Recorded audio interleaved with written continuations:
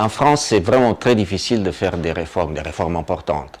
D'abord parce que les politiques n'ont pas suffisamment de volonté pour le faire, et ensuite parce que les syndicats s'y opposent.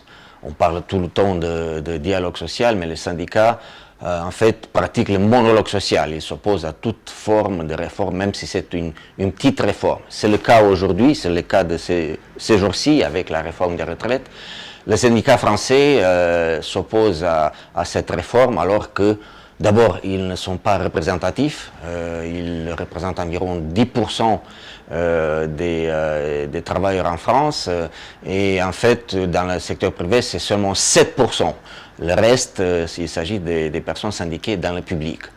Deuxièmement, ces syndicats sont des organisations très opaques.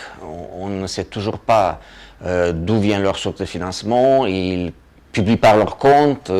Ce sont des syndicats qui sont vraiment regroupés dans des entreprises publiques, dans les comités d'entreprise, SNCF, RATP, EDF, et ils pratiquent l'opposition violente et agressive, voire la prise d'otages, comme ça a été le cas à Air France, chez Total, où ils sont largement minoritaires.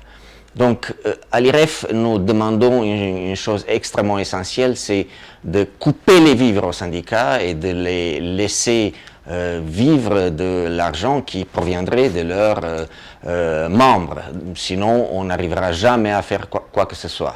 Rappelons que dans les autres pays, les travailleurs sont beaucoup plus syndiqués qu'ici. Ça va de plus de 60% dans les pays nordiques jusqu'à 90% en Islande. Donc, c'est largement beaucoup plus qu'en France. Donc, la chose essentielle, c'est que les syndicats soient dépolitisés, désidéologisés et qu'ils vivent vraiment des cotisations de leurs membres.